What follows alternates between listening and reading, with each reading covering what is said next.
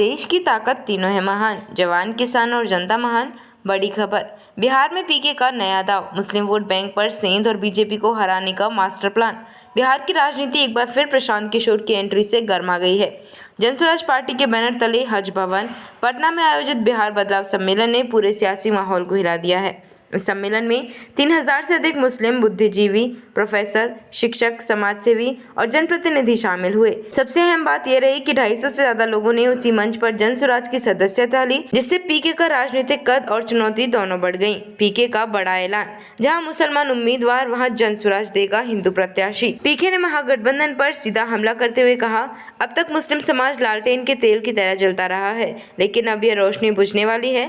जहां महागठबंधन मुसलमान उम्मीदवार देगा, वहां जनसुराज हिंदू प्रत्याशी उतारेगा। मुस्लिम समाज को डरना नहीं चाहिए। सुप्रीम कोर्ट ने साफ कहा है कि नागरिकता साबित करने का पर्याप्त मौका मिलेगा। मुस्लिम समाज की भूमिका पर जोर, पीके ने कहा कि अब तक 1.25 करोड़ लोग जनसुराज से जुड़ चुके हैं। इनमें मुस्लिम समाज की भी बड़ी हिस्सेदारी है। उनका दावा है कि अगर भाजपा विरोधी 50% हिंदुओं में से 20% भी उनके साथ आ जाएं तो बीजेपी को हराना तय है। सम्मेलन की खास बातें, स्थान हज भवन पटना, प्रतिभागी 50 से अधिक प्रोफेसर, शिक्षक, समाजसेवी। मुख्य चेहरे तारिक अनवर चंपारण, अबू अफान फारूकी, प्रदेश अध्यक्ष मनोज भारती, किशोर कुमार मुन्ना, MLC अफाक अहमद, सरवर अली, दानिश खान, डॉक्टर शाहनवाज आदि। घोषणा, 250 से अधिक लोगों ने जनसुराज की सदस्यता ग्रहण की। राजनीतिक विश्लेषण, राजनीतिक जानकार मानते हैं कि पीके का यह दाव सीधे तौर पर महागठबंधन के मुस्लिम समीकरण को चुनौती है। बिहार की लगभग 17% मुस्लिम आबादी 40 से अधिक विधानसभा सीटों पर निर्णायक भूमिका निभाती है।